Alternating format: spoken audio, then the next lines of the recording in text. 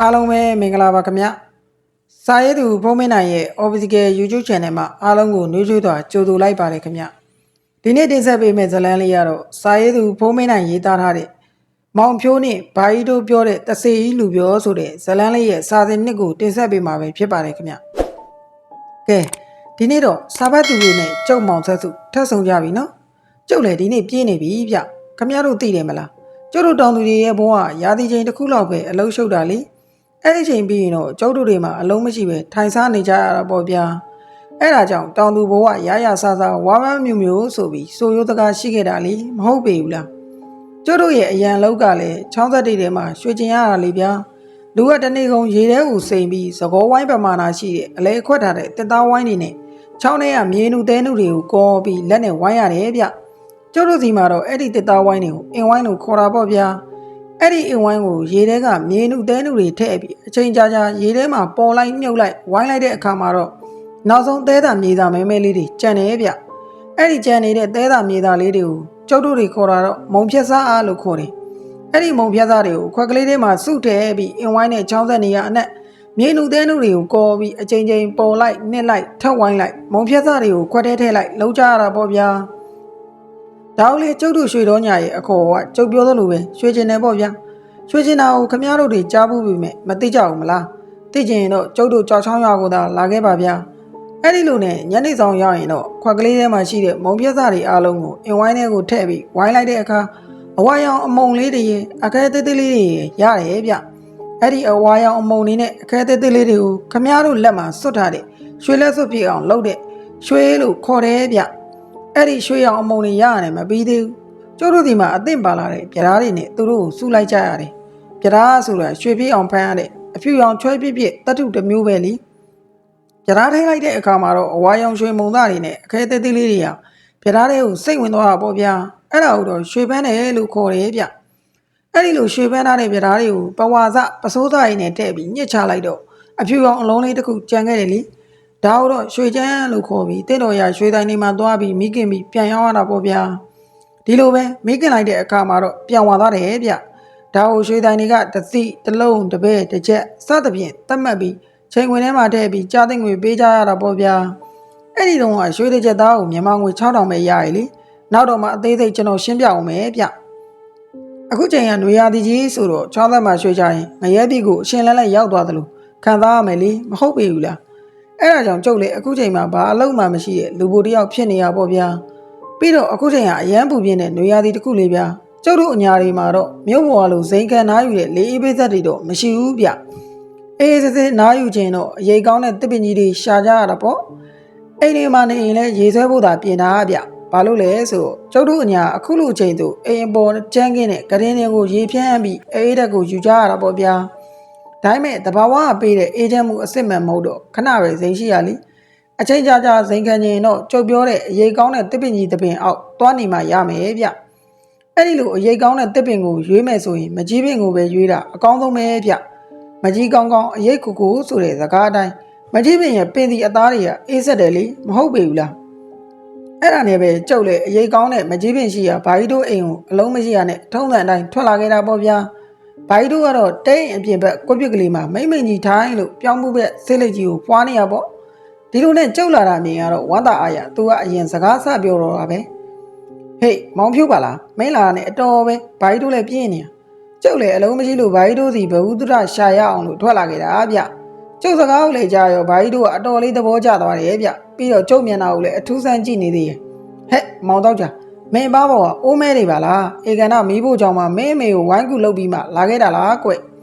ဘာကြီးတို့စကားကိုကြားတော့မှကျုပ်လည်းသတိထားမိသွားတာဗျဟုတ်မယ်ဘာကြီးတို့ရဲ့လမ်းမှာဒေါ်ပြုံးကကျုပ်ပါကိုချင်းကိုက်နေတယ်ဆိုပြီးရိုက်သွားတာမလိုက်တဲ့ဘက်နဲ့အိုးမဲတုတ်သွားမှမသိလိုက်ဘူးပြို့ကျုပ်စကားကိုကြားတော့ဘာကြီးတို့ကအရွယ်နဲ့မလိုက်အောင်အားရပါရရဲမောတော့တာပါဗျာအဲ့ဒီတော့အခုလိုပဲဆက်ပြောတယ်အေးမောင်ပြို့ရဲ့စတယ်နောက်တယ်ဆိုတာတကယ်တော့အကျင့်ကောင်းတာတော့မဟုတ်ဘူးကြည်သားတန်ရံများဆိုတဲ့စကားအလကားမှမဟုတ်တာပဲပြီးတော့အဲ့လိုနောက်ပြောင်ကြည်သေးကြရင်အသက်သိဆုံးတာမျိုးတွေအထိဖြစ်နိုင်တယ်ကွဘာကြီးတို့စကားအစမ်းပါလားဗျဘသူကချစ်လို့ခင်လို့စားနောက်တာကိုအသက်သိဆုံးအောင်ပြန်လုပ်ပါမလဲကြောက်ကန်ကန်ဆိုတဲ့စကားကလည်းရှိသေးရပဲ ကြောက်တဲ့သူတယောက်ကိုလန့်အောင်ကြည်သေးလိုက်တဲ့အချိန်မှာကြည်သေးခံရတဲ့သူကကြောက်လန့်ပြီးတခုခုလှုပ်လိုက်တာမျိုးပေါ့ကွာအဲ့ဒီလိုလှုပ်လိုက်လို့တေဆုံးသွားတဲ့သူတယောက်အကြောင်းမင်းမကြားဘူးသေးလို့ပါဘိုက်တို့စကားကိုကြားတော့ကျုပ်လည်းဆက်စုခြင်းတဲ့စိတ်ကထိတ်မရတော့ဘူးခင်ဗျားတို့လည်းအသိပဲမလားကျုပ်ကအရန်ဆက်စုတတ်တယ်ဆိုတာဟဲ့ဒါနဲ့ဘိုက်တို့အဲ့ဒီလူကဘယ်သူတုံးဗျသူ့နာမည်ကဥလူပြောလို့ခေါ်တယ်မောင်ဖြူရအစားနောက်တန်ချက်ကတော့ကွာလမ်းလျှောက်ရင်ခွေးတောင်ရေနဲ့လိုက်ပတ်တဲ့လူကြီးပဲဟဲ့ကျုပ်လည်းအတော်လေးစိတ်ဝင်စားတာပေါ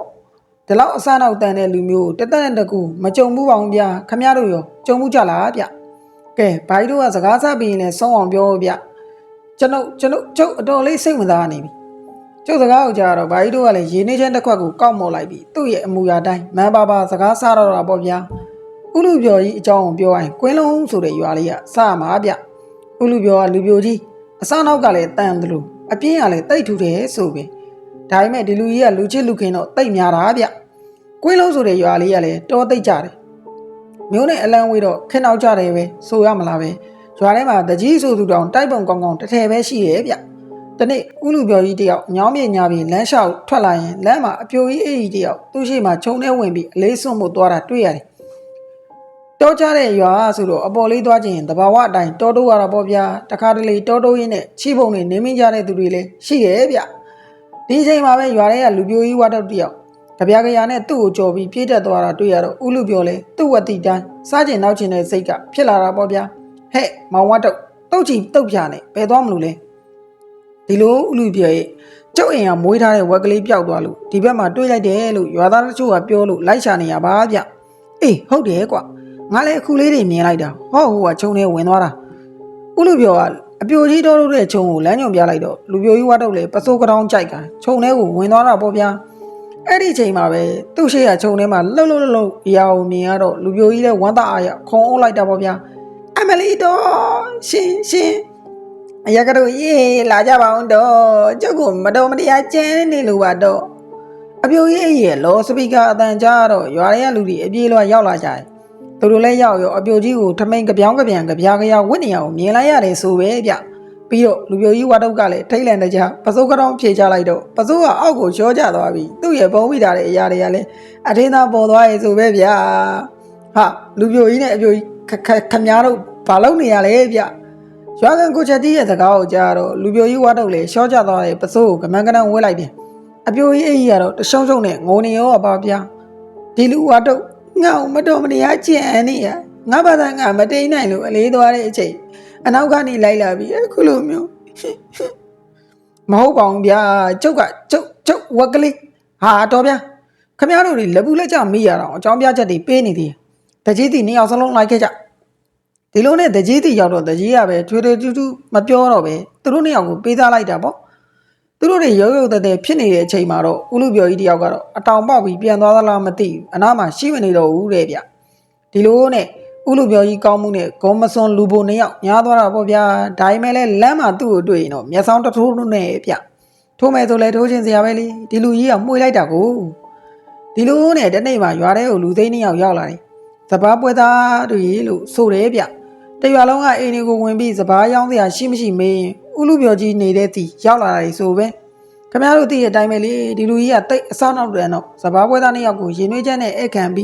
းသူ့ထုံးတဲ့တိုင်းစားနှုတ်ဖို့ကြံစီတော့တာပေါ့ဗျာဒီမှာမောင်ရင်တို့စပားရောင်းတဲ့သူတွေရောတွေ့ခဲ့ကြလားကွမတွေ့ခဲ့ပါဘူးဦးကြီးဦးတို့ရွာစပားထွက်တဲ့မြဘယ်သူမှမရောဘူးဆိုပြီးများဆုံးဖြတ်ထားသလားမသိဘူးဗျဘယ်အိမ်မေးမရှိဘူးပဲဖြေနေရောကြားတော့ကျုပ်တို့လည်းစိတ်ပြက်ပြီးပြန်တော့မလို့ပဲဗျာအော်ဒီလိုပဲဖြေရမှာပေါ့မောင်ရင်တို့ရဲ့ဥလူပြောကြီးရဲ့စကားကြောင့်စပားပွဲသားလူငယ်နှစ်ယောက်စိတ်ထဲမှာတိတ်ဘဝင်မကျဖြစ်သွားတယ်ဗျပြောတာလဲကြည်ဦးလင်ဗျာမသိရင်စပားရှိရဲ့နဲ့တက်မရောင်းတဲ့ပုံစံမျိုးဆိုသူတို့စိတ်ဆိုးသွားတာပေါ့ဗျာဘာဗျဦးတီတို့ရွာထွက်တဲ့စပားတွေကိုဘယ်စပားပွဲသားမှမရောင်းနိုင်ဘူးဆိုတဲ့သဘောမျိုးလားအဲ့လိုတော့မဟုတ်ဘူးမောင်ရင်ဦးတီတို့ရွာစပားလို့ခေါ်ရင်ဘယ်သူမှမသိကြဘူးကွစပားကိုမိဝါလို့ခေါ်ကြတယ်မိဝါရောင်းဖို့ရှိသလားလို့မေးမှသူတို့ကသိကြတာလေကွဗျာဒါဆိုရင်အဲ့ဒါကြောင့်မရှိဘူးပြောတာပေါ့နော်ဦးလေးဥလူပြောကြီးရဲ့စကားကြောင့်စပားပွဲသားလူငယ်နှစ်ယောက်မျက်နှာမှာအနှဲငယ်ဝင်းလက်သွားတာကိုဥလူပြောကြီးတတိထားမိသွားတယ်ဗျ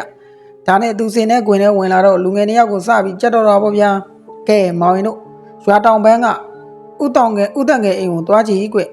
သူ့အိမ်ရောက်တာနဲ့မိဝါရှိလားမိဝါရှိရင်ဝယ်မလို့ပါဆိုပြီးသွားမေးကြည့်သူ့ဒီမှာမိဝါရောင်းမှုရှိတယ်ကွဥလူပြောရဲ့စကားဆုံးရောစဘာပွဲသားလူငယ်2ယောက်လဲဝမ်းသာအားရနှုတ်ဆက်ပြီးရွာကန်လူတချို့ကိုခေါ်ကဥတန်ငယ်အိမ်ကိုရောက်သွားတာပေါ့ဗျာအဲ့ဒီမှာပြဿနာစတာဗျစဘာပွဲသားလူငယ်2ယောက်ဥတန်ငယ်အိမ်ကိုရောက်ရောပြို့ဦးကြီးတန်ငယ်ဟေးအိမ်ရှိရအော်ခေါ်နေရဘာလို့လဲကွာအထက်ကဝင်လာလေကွာစဘာပွဲသားလူငယ်2ယောက်လဲအိမ်ပေါ်ဓာတ်ကအတန်ဆုံးပါပဲခြံထဲကိုဝင်လာပြီးတန်လျာလေးပေါ်မှာထိုင်ချလိုက်တယ်ဗျအဲ့ဒီနောက်မရှိမနှောင်းပါပဲအိမ်ပေါ်ဓာတ်ကခတ်တောင်းလူလဲပိုင်းတယောက်ဆင်းလာပြီးသူတို့ဘေးနားမှာထိုင်ချလိုက်ပြီးစကားဆိုတယ်ဗျမင်းတို့ကဒီရွာမဟုတ်ဘူးနဲ့တူတယ်ပြောဘာကိစ္စလဲဥဒံငယ်ရဲ့ခက်ပြစကားကြောင့်စဘာပွဲသားလူငယ်2ယောက်လဲအခြေအနေတိတ်မဟန်မှန်းသိလို့လိုရင်းတို့ရှင်းမဲ့မိမယ်လို့ဆုံးဖြတ်လိုက်တယ်ဗျဒါနဲ့ဒီအိမ်မှာမိဝါရှိလားဗျသူတို့2ယောက်ရဲ့အမေစကားကိုဥဒံငယ်မျက်နှာအနှဲငယ်တင်းမာသွားရဲ့ပုံစံနဲ့ဖြေလိုက်တယ်ဗျရှိတယ်ဘာလို့မလို့လဲစဘာပွဲသား2ယောက်လဲရှိတယ်ဆိုတဲ့စကားလဲကြားရောဝမ်းသာအားရအခုလိုပဲပြောလိုက်တာပေါ့ဗျာအဲ့ဒါဆိုမိဝါကိုကျုပ်တို့စီပဲရောင်းပါဗျာသူများပေးတဲ့ဈေးတဲ့ပို့ပေးမယ်ဗျဘာကွာသူတို့စကားလဲဆုံးရောဥဒံငယ်ကထိုင်နေရမှထားရလိုက်တယ်ဗျဒါကိုတကောက်သား2ယောက်ကအချင်းနေအကဲခက်ညံ့ပြီးအခုလိုပဲဆက်ပြောလိုက်တယ်ဗျစိတ်မဆိုးပါနဲ့ဥဒံငယ်ရဲ့မိဝါကိုကျွန်တော်တို့စီပဲရောင်းပါဗျဟောဒီမှာငွေအပြည့်ပါပါတယ်ဗျတခါတည်းငွေချေးပြီးမိဝါကိုတခါတည်းလဲနဲ့တင်းသွားဖို့အစီအစဉ်ရှိပါတယ်ဗျာသူတို့2ယောက်ရဲ့စကားလဲဆုံးရောဥဒံငယ်ကအိမ်ပေါ်ဓာတ်ကိုပြေးတက်သွားတယ်ဗျစဘာပွဲသားလူငယ်2ယောက်ကတော့မိဝါရောင်းဖို့အတွက်အိမ်ပေါ်ဓာတ်ကမိသားစုနဲ့တိုင်းမင်းနေရတင်ပြီးမျောလင်းချက်တွေနဲ့စောင့်နေရပေါ့ဗျာဒါပေမဲ့တိတ်မကြခင်မှာပဲသူတို့အထင်းနဲ့အမြင်လွဲမားသေးတဲ့အကြောင်းကဥဒံငယ်ဆိုတဲ့သူရဲ့လက်ထဲမှာတရှိတလက်ကိုကင်ပြီးဆင်းလာဖို့ပြင်နေရဗျနောက်မှာမိမငယ်လေးတူကလည်းလက်ထဲအထားကိုအတင်းဆွဲလူနေရမြင်ရတယ်ဗျငါအိမ်ကိုကြော်လာပြီးငါချစ်လို့ယူထားတဲ့ငါမိမကိုဝယ်ချင်တဲ့ကောင်လေငါမိမမိဝါတော့မရဘူးဒါပဲရမယ်ကွာအဲ့လိုပြောပြီးဒါကိုဆွဲလူနေရဲ့မိမငယ်လေးကိုတွန်းထုတ်ကသူတို့ရှိအောင်ဒါဆွဲပြေးဝင်လာတဲ့ဥတန်ငယ်ကိုကြည့်ပြီးစဘာပွဲသားလူငယ်2ယောက်ပြေးလိုက်တာမှပစိုးတော့မနိုင်ဘူးလေဗျာဥတန်ငယ်ကစိတ်ကြီးတယ်ဗျပြီးခဲ့တဲ့လကမှသူ့တဲ့အသက်အများကြီးငယ်တဲ့မိဝါဆိုတဲ့ကလေးမနဲ့လက်ထပ်ထားမှမကြသေးဘူးတဲ့ဗျာပတ်ဝန်းကျင်ကနှုတ်မျက်နှာကြိုက်ဆိုပြီးကွယ်ရမှာအပြည့်တင်နေကြတဲ့အတိုင်းဒီလူငယ်2ယောက်ကငွေထုတ်ပိုက်ပြီးသူမိမကိုလာဝယ်တယ်ဆိုတော့အတော်လေးစိတ်တူမှာပေါ့ဗျာဒီလိုဖြစ်သွားတာလေဥလူပြောကြီးရဲ့ပယောဂဆိုတာမှန်သူမရိပ်မိလို့သာပေါ့တိတ်များသိလို့ကတော့ဥလူပြောကြီးစီသွားပြီးတောင်းချက်မှာအသေးကြပဲဗျာဥလူပြောဆိုတာတကယ်မလွယ်တဲ့လူရှုပ်ကြီးပါဗျာအဲ့ဒီလူစနောက်တက်ကြလို့လေတရွာလုံးကသူ့ကိုဆိုကြောက်နေကြရဲ့ဆိုပဲဒါပေမဲ့တနေ့မှာဥလူပြောကြီးကအရက်ဆိုင်ကအရက်သမားတချို့လောင်းစားလုပ်နေရမြင်ရတော့စားကျင်နောက်ချင်းနဲ့သူ့ဝတိတိုင်းသူတို့ဝိုင်းကိုသွားထိုင်ပြီးလေကန်တာပေါ့ဗျာသူတို့လောင်းစားဒီလိုဗျမကြောက်တတ်ဘူးဆိုတဲ့အရက်သမားဖိုးဆန်ကိုတာတုံးတို့ညီကိုကရွာအနောက်ဘက်ကညောင်မင်းကြီးကိုည7 နာရီတိဓမီမပါပဲသွားမယ်ဆိုတဲ့လောင်းကစားတစ်ခုပဲဗျတကယ်တော့ည7 နာရီတိအရက်သမားဖိုးဆန်သွားပြီးညောင်မင်းအောက်ခြေကပင်စီကိုတောက်ရိုက်နိုင်ခဲ့ရင်ငွေ90ပေးမယ်တဲ့ဗျတကယ်လို့တုံးမရိုက်နိုင်ပဲပြန်လာခဲ့ရင်ဖိုးဆန်ကသူတို့ညီကိုငွေ90ပြန်ပေးရမှာပေါ့ဗျာတကယ်တော့ရွာနောက်ဘက်ညောင်မင်းကြီးကရွာသားတွေပြောစကားအရာအချောက်လန့်ကျန်းနေဆိုပဲညအချိန်မတော်ဘသူမှညောင်မင်းချေအောက်တောင်ပင်ဖြတ်မလျှောက်ရကြဘူးတဲ့ဒါဟုအမှုသမား3ယောက်ကအလောင်းသားလောက်တာမြင်ကြတော့ဥလူပြောကြီးကစားကျင်နောက်ချင်းနဲ့သူ့အကျင့်တိုင်းည7 နာရီလဲရောက်ရောညောင်မင်းကြီးအကိုင်းပေါ်မှာတက်ထိုင်နေရဆိုပဲဗျဒီလိုနဲ့ည7 နာရီလောက်လဲရောက်ရောတချင်းတက်သားသားနဲ့ညောင်မင်းကြီးစီလျှောက်လာတဲ့အတန်တန်ကိုသူကြားလိုက်ရတယ်ဗျသူတီးလိုက်ပြီလေအရသမားဖိုးဆန်ညောင်မင်းကြီးရဲ့ပင်စီကိုတုတ်ရိုက်ဖို့လာနေပြီဆိုတာကိုပေါ့ဒီလိုနဲ့ညောင်မင်းအောက်ဖိုးဆန်လဲရောက်ရောဥလူပြီးတော်ကြီးကအပင်ကနေအောက်ကိုတွဲလောင်းကြီးလှုပ်ပြီးချောင်းလိုက်တာပေါ့ဗျာ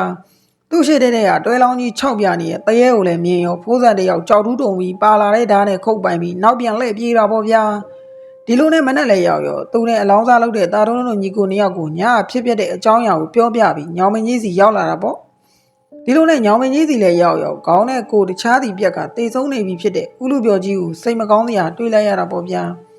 ဒါနဲ့ဖိုးဆန်လည်းဥလူပြောကိုတတ်တဲ့အမှုနဲ့ရဲတွေခေါ်ဆောင်အောင်ပါသွားတာပေါ့ဗျာဒါပေမဲ့ရွယ်ချက်ရှိတတ်တာမဟုတ်တာတကြောင်ညအမောင်မှာမမြင်မကန်းနဲ့ကြောက်လန့်ပြီးလှုပ်ခဲ့တဲ့ခိုင်လုံတဲ့အကြောင်းပြချက်တွေကြောင့်ထောင်တစ်နှစ်သာကြာခဲ့တယ်ဆိုပဲတရွာလုံးကတော့ဥလူပြောအတွက်စိတ်မကောင်းလဲဖြစ်ကြရသလိုဥလူပြောရဲ့စားတဲ့နောက်တက်တဲ့အကျင့်လေးတွေမမြင်ရတော့ဘူးဆိုပြီးထင်နေကြတယ်ဗျသူတို့ထင်နေမြင်ကဥလူပြောရဲ့နာရီပထမညမှာပဲလွဲချော်မှန်သိခဲ့ရတယ်ဗျအเจ้าမှာဖဲရိုက်နေတဲ့ကာလာတစုဒီလိုအချောက်ကန်တိတယ်ဆိုပင် ဟဲ့ကောင်ငါပြေးမင်းပတ်စံကုန်ရင်ထားတော့ကွာမင်းနေရငါဝင်မယ်ဟဲ့ကောင်သားလားမင်းဖဲကြီးကဒိုင်းတဲ့ကြားနေပြီမြန်မြန်လို့အချိန်မရှိတော့အေးပါကွာညိုကြီးကမင်းကလည်းဒိုင်းဆိုပြီးဖင်ကောင်းကျဲနေကဲဥလူပြောရေခမည်းချစ်တော်ကျုပ်ဆိုတဲ့တာလာကိုပေါက်ကြောင်လှုပ်ပေးစမ်းမအောင်ဗျကိုတာကအဲ့လိုပြောပြီးလက်ထဲကပုတ်နေရဖဲကိုရိုက်ချလာရဲ့ဗျဟောဟုတ်တယ်တကယ်ပဲကိုပေါက်ဗျကိုတာလာကတော့ဝမ်းသာအားနဲ့ပဲဒိုင်နိုကြီးအယော်ပေးတဲ့ငွေကိုယူလိုက်တယ်ဗျဒီလိုနဲ့နောက်တစ်ပွဲစကြရဲ့အဲ့ဒီပွဲမှာတော့တစ်ချိန်လုံးရှုံးနေရဖိုးပြင်းကအခုလိုပဲပြောလိုက်တယ်ကဲဥလူပြောကြီးရေခမည်းချစ်တော်ကျုပ်ဆိုတဲ့ငပြင်းကလည်းဒီပွဲမနိုင်ရင်ကုန်ပြီဗျခမည်းတဲ့ချိန်ကအမြဲတမ်းစားတော့တာခံရတဲ့ကျုပ်ကလည်းပြစ်မထားနဲ့လေဗျာကွင်းလုံးရှောင်တဲ့လို့ဟဲ့ကင်းသုံးကောင်ချပြီဗျငပြင်းကအဲ့လိုပြောပြီးမောက်နေရဖဲကိုတခါတည်းလှန့်ချလိုက်တယ်ဟေးကင်းသုံးကောင်ကွညိုကြီးငါးသားရော်သန်းတကယ်လဲကင်းသုံးကကြနေရလဲမြင်ရောတဝိုင်းလုံးဟာကနေဟင်ကနေဖြစ်ခဲ့ရတယ်ဆိုပဲဒိုင်ညိုကြီးမျက်နှာကလည်းကျွေးစီကျွေးပေါက်တွေကလည်းကြနေပြီလေဗျာဒီတခါကျ तू က9-3နှစ်နဲ့ဘူးကြနေရလေအဲ့တော့တဝိုင်းလုံးယော်လိုက်ရတာပေါ့ဗျာဒီကြတဲ့ငပြင်းကို9သားတောင်ယော်လိုက်ရတော့နိုင်ထားတဲ့ပတ်သက်တွေကကုံတဲ့အပြင်အိတ်တွေကထက်ဆက်ယော်လိုက်ရတယ်ဆိုပဲဒါနဲ့ပဲညိုကြီးကစိတ်ကတိအောင်ဖြစ်ကအခုလိုပဲပြောလိုက်တယ်ဥလိုပြောကြီးခမရရွာကိုတကူရလာပြီးခမရနာကြီးကိုစီကောင်းအောင်လုပ်ပြီးတဲ့ကျုပ်ကိုကျေးဇူးကန့်လိုက်တာလားဗျခမရမတရားဘူးကျုပ်ကိုကြဘူးကြအောင်လုပ်ပြီးခမရရွာသားတွေကိုကြအနိုင်ပေးတယ်ဒီတခါခမရတရားတယ်ဆိုရင်တဝိုင်းလုံးဘူးကြကျုပ်ကိုတစ်နဲ့ပဲစားရအောင်လုပ်ပေးတယ်မှာဗျာဟောတကယ်ပဲတဝိုင်းလုံးဘူးကြတယ်ဗျညိုကြီးကလည်းသူ့ဘဲကိုတေချာကြည့်တော့သူပြောတဲ့အတိုင်းတကယ်ပဲတစ်ကြနေရင်နော်တကယ်ဆိုရင်ညိုကြီးပြောရမှာလားမဟုတ်ဘူးလားဒါပေမဲ့ तू မပြောနိုင်ဘူးဗျပြီးတော့သူတို့တဝိုင်းလုံးကလူတွေလည်းတယောက်မှမပြောနိုင်ဘူးဘေးကနေကြည့်နေတဲ့သူတွေလည်းအဲ့လိုပဲဖြစ်နေကြတယ်တကယ်ပဲဥလူပြောကြီးကလှုပ်ပေနေရသိရတော့သူတို့နားမှာဥလူပြောကြီးရှိနေရဲဆိုတဲ့အတွေးနဲ့အားလုံးကြောက်လန့်နေကြရတာပေါ့ဗျာအဲ့ဒီချိန်မှာပဲသူတို့ဘဲဝိုင်းအလဲတဲ့မှာဝုန်းဆိုအတန်နဲ့တစုံတစ်ခုကြလာတယ်ဆိုပဲဒါနဲ့အားလုံးသေချာကြည့်လိုက်တော့လူဦးကောင်းကြီးတစ်ခုဗျဟုတ်တယ်တကယ်ပဲလူဦးကောင်းကြီးသူတို့အားလုံးထိတ်လန့်နေကြကြည့်နေတဲ့အချိန်မှာပဲမောက်ရက်ကြနေတဲ့ဦးကောင်းကြီးကပြန်ထောင်လိုက်ခဲ့တယ်အဲ့တော့မှဦးကောင်းကြီးကိုတေးသေးချာချာသူတို့ကြည့်လိုက်တော့ခေါင်းပြက်ပြီးသေသွားတဲ့ဥလူပြောကြီးရဲ့ဦးကောင်းကြီးနဲ့ဗျာပြီးတော့ပြက်နေတဲ့ဦးကောင်းကြီးရဲ့လဲဘင်းမှာလည်းသွေးတွေကတသက်သက်စီးကြနေရတာဗျသူတို့ထိတ်လန့်တရားကြည့်နေတဲ့အချိန်မှာပဲဥလူပြောရဲ့ဦးကောင်းပြက်ကြီးက၆ကတ်နေတဲ့အပန်ကြီးနဲ့အခုလိုပြောလိုက်တယ်ဆိုပဲဟာငါတော်တယ်မလားအမလေးဗျာဦးကောင်းပြက်ကြီးကအကွယ်တဲ့အတန်နဲ့ကြီးနဲ့အဲ့လိုပြောလိုက်တော့ဖဲဝိုင်းကလူတွေအားလုံးနဲ့အိမ်ပေါ်မှာရှိတဲ့သူတွေအကုန်လုံးဘယ်ပြောကောင်းမလဲဗျာပြတင်းပေါက်တွေကနေခုံကြပြီးတကြိုးတွေပြေးကြရတာပေါ့ဗျာဥလူပြောကြီးရဲ့နာရေးအိမ်မှာတော့သူ့အလောင်းသွင်းလာတဲ့အခေါင်းကြီးတစ်ခုပဲကြံခဲ့တယ်ဆိုပဲဗျ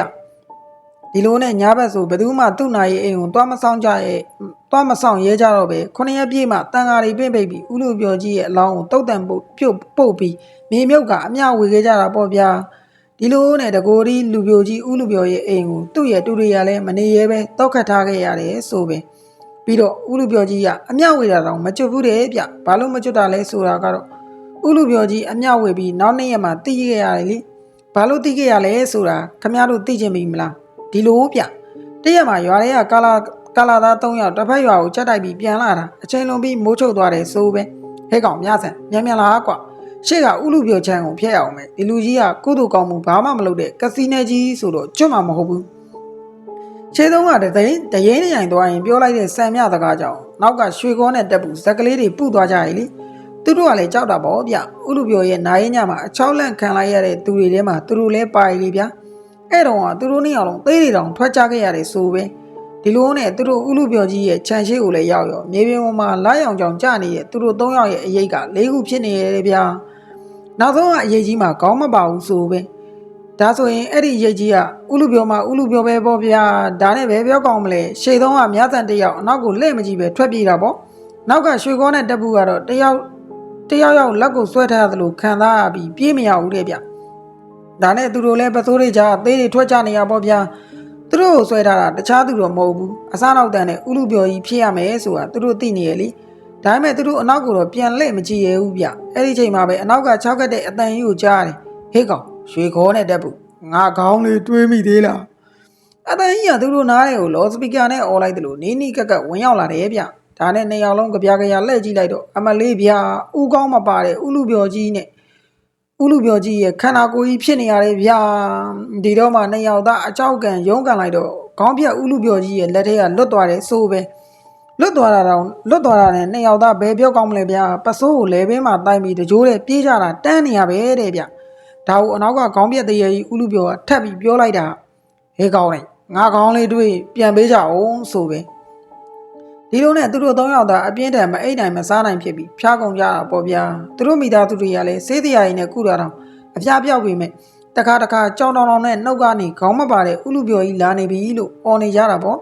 ဒီလိုနဲ့ညအချိန်ကတခုမှရွာထဲကိုဓမြတွေဝင်လာကြရေးဆိုပဲဓမြတွေကလည်းဥလူပြောခြံရှိကိုရောက်ရောဦးကောင်းမပါတဲ့တရေကြီးကရှေ့ကနေထွက်ပြီးချောင်းလန်းလိုက်တော့ဓမြတွေလည်းပြေးကြရတယ်ဆိုတဲ့သတင်းကလည်းကွင်းလုံးတရားလုံးကြားခဲ့ရတယ်ဆိုပဲအဲ့နောက်ဥလူပြောရဲ့အိမ်ရှိကိုညချိန်ဘယ်သူမှဖြတ်မလျှောက်ရဲတော့ပါပဲဗျာဒီလိုနဲ့တရက်မှာတော့ရွာထဲကိုရွှင်ကျော်ဆရာတယောက်ရောက်လာတယ်ဆိုပဲခင်ဗျားတို့သိတဲ့အတိုင်းပဲလေရွှင်ကျော်ဆရာတွေကလည်းတစ္ဆာမြင်တိတ်ကိုစွန့်နေဗျသူကဥလူပြောကြီးကိုကျွတ်အောင်လုပ်ပေးမယ်လို့ပြောတယ်တဲ့ဒါနဲ့ဥလူပြောကြီးရဲ့တူအိမ်မှာပဲဆရာကြီးကတဲတယ်နောက်နေ့ရောက်တော့ရွာသားတွေအကုန်လုံးရဲ့ရှေ့မှာပဲဥလူပြောကြီးရဲ့တူကိုဥလူပြောကြီးကိုဝင်ပူးခိုင်းပြီးဥလူပြောကြီးရောက်လာတော့မှအခုလိုပဲမြစ်တာရက်ခံလိုက်တာဗျကဲဥလူပြောကြီးလူဘွားတော်ကအစားနောက်တန်ခဲလို့တေးခဲ့ရတာတောင်အခုမကျွတ်မလွတ်တဲ့ဘုံဘဝမှာလည်းအဲ့ဒီလိုအကျင့်လေးတွေကိုမစွန့်လွတ်နိုင်ဘူးဆိုရင်တန်တရားတွေရှောက်လုံးသေးနေရမယ်နော်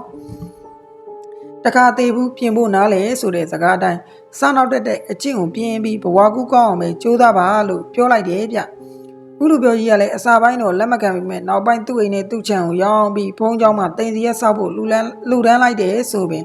်ပြီးတော့တင်စီရက်ပြီးသီးတဲ့အခါကျသူ့ကိုအမျှဝေပေးပါလို့ပြောပြီးသူ့တူရဲ့ခန္ဓာကိုယ်ကနေထွက်သွားခဲ့တယ်ဗျအဲ့ဒီနောက်ပိုင်းမှာတော့သူတို့တရားလုံးဥလူပြောတရေကြီးရဲ့အရေးရောင်တော့မတွေ့ရဘူးဆိုပဲဥလူပြောကြီးရဲ့အိမ်နဲ့ခြံကိုလည်းရွာလူကြီးကဝယ်လိုက်ပြီးအစာပိုင်းတော့သူတို့တွေလည်းမနေရကြဘူးတဲ့အဲ့ဒီနောက်ရွာလူကြီးကပဲဥလူပြောရဲ့အိမ်နဲ့ခြံကိုဝယ်ယူထားတဲ့ငွေကြေးတွေကိုကျောင်းနိုင်ဆရာတော်ကြီးကိုအပ်ပြီးတင်စီရက်ဆောက်လုပ်ပြီးဥလူပြောကိုအမျှဝေခဲ့ကြတယ်ဆိုပဲအဲ့ဒီမှာဥလူပြောကြီးကကျွတ်လွတ်နိုင်ခဲ့တာပါတယ်ဗျာပြီးတော့မတ်ရအဲ့ဒီလိုအမျှဝေနေတဲ့အချိန်မှာရေသက်ချပြီးတဲ့အခါလူတွေအားလုံးရဲ့ကြောပြင်ကိုတယောက်ကစိတ်သွားတာကိုလည်းခံလိုက်ရတယ်ဗျဒီလူကြီးကတိတ်ကိုအစားနောက်တန်တယ်လေဒါကြောင့်ကျွတ်လွတ်တဲ့နောက်ဆုံးအချိန်မှာတော့အားလုံးကိုစနောက်သွားသေးရပေါ့ဗျာဒီတော့မှဘာကြီးတို့လဲသူပြောပြတဲ့အကြောင်းအရာတွေကိုအဆုံးသတ်ပြီးအချိန်ကြာငှဲ့ထားတဲ့ရေနွေးချမ်းတစ်ခွက်ကိုတောက်လိုက်ရင်အမောဖြေလိုက်တယ်ဗျပြီးတော့အခုလိုပဲပြောတယ်ဒီလိုနဲ့ဥလူပြောကြီးကကျွတ်လွတ်သွားခဲ့တာပေါ့မောင်ဖြိုးရဲ့အစားနောက်တန်တာမကောင်းဘူးကွာဥလူပြောရဲ့အဖြစ်ကိုကြည့်လိုက်လိအသက်လဲသေးခဲ့ရတယ်ပြီးတော့မကျွတ်မလွတ်တဲ့ဘုံဘိုးကလည်းရှည်ခဲ့ရတယ်နောက်မင်းလဲဘသူ့ကိုမှမစားမနောက်နဲ့ဆိုပြီးဘာကြီးတို့ကကျုပ်ကိုပြောတယ်ဗျကျုပ်လည်းအတော်လေးတန်ဝေကရခဲ့တာပေါ့ဗျာကျုပ်မှလည်းစားနောက်တက်တဲ့အချင်းကဖျောက်ပြက်မရတဲ့ဗီသားတစ်ခုလိုဖြစ်နေပြီလေဒါပေမဲ့ကျုပ်လည်းဒီနေ့ကစပြီးပြင်တော့မယ်ဗျာဥလူပြောကြီးအဖြစ်ကိုကြားတော့ကျုပ်လည်းအတော်လေးကြောက်သွားပြီလေပြီးတော့ကျုပ်ကငငယ်ရွယ်လူပြိုလေးပြီးတော့မိမမရပဲမသေးချင်ဘူးလေဒီလိုပြောလိုက်လို့ခမရတို့ကျုပ်ကိုမိမလိုချင်လို့အစားနောက်တက်တန်ပြင်မယ်လို့ထင်လိုက်မယ်ဗျအဲ့ဒါပေါ့ဗျာဒါပေမဲ့မကောင်းတာကိုသိရင်ပြင်ကျင်တဲ့ကျုပ်ရဲ့စိတ်ရင်းမှန်ကလည်းပါသေးတယ်ဗျဒါနဲ့ခမရတို့ရောအဲ့ကျင်လေးတွေရှိရင်ပြင်ကြဖို့မမေ့နဲ့နော်တော့ကြဥလူပြောကြီးလို့အပြက်နဲ့ခေါင်းပြက်နေဦးမယ်ဗျဒါနဲ့ကျုပ်လည်းဒီနေ့အတွက်ဘာကြီးတို့ပြောတဲ့ဘဝုဒ္ဒရာတစ်ခုရပြီဆိုတော့ဘာကြီးတို့ကိုနှုတ်ဆက်ပြီးပြန်လာခဲ့တာပေါ့ဗျာဘာကြီးတို့ကတော့နှုတ်ဆက်ကြောခိုင်းသွားတဲ့ကျုပ်ကိုကြည့်ရင်ပြောင်းပူပတ်ဆေးလိပ်ကြီးကိုတရှိုက်ပွားရင်ကြံနေခဲ့တာပေါ့ဗျာဒါတော့ကျုပ်ကိုဘာကြီးတို့ပြောပြတဲ့တဆေဥလူပြောအကြောင်းပဲဗျနောက်ရက်မှာတော့ဘာကြီးတို့စီကျုပ်တက်သွားပြီးဆက်စုရအောင်မယ်လေခမရတို့ကတော့ကျုပ်ပြန်ပြောတာကိုပဲနားထောင်ကြပေါ့ဗျာအားလုံးကိုအရန်ချစ်တယ်အာဘွားအိမ်မက်လာမကြပါသေးနော်ဒါပေမဲ့ခမရတို့ညတရေနိုးတဲ့အခါအဲ့ရဘေးဘက်ကရင်ကိုတေချာကြည့်ဖို့မမေ့နဲ့ဗျတော့ကြခေါင်းပြက်နေတဲ့ဥလူပြောကြီးရောက်ရင်တော့သူကောင်းကိုကူးပြီးရှာပေးလိုက်ကြပေါ့ဗျာဟုတ်ကဲ့ပါခင်ဗျာစာရေးသူဘုံမင်းနိုင်ရေးသားထားတဲ့မောင်ဖြိုးနဲ့တစေဥလူပြောဆိုတဲ့ဇလန်းလေးရဲ့စာသင်နှစ်ကတော့ဒီမှာပဲတင်ဆက်လို့ပြီးပါပြီဗျာနောက်တဲ့အပိုင်းတစ်တွေကိုလည်းအဆက်မပြတ်တင်ဆက်ပေးမှာဖြစ်လို့ကျွန်တော်တို့ရဲ့ channel လေးကိုလည်း like and subscribe လုပ်ခဲ့ဖို့မမေ့ပါနဲ့နော်နောက်တင်သူပရိသတ်များအားလုံးနေ့စဉ်နဲ့အမျှချမ်းသာဒုက္ခရနိုင်ပါစေလို့ဆုတောင်းပေးရင်နောက်တဲ့အပိုင်းတစ်လေးမှာကျွန်တော်တို့ပြန်ဆောင်ကြမယ်နော်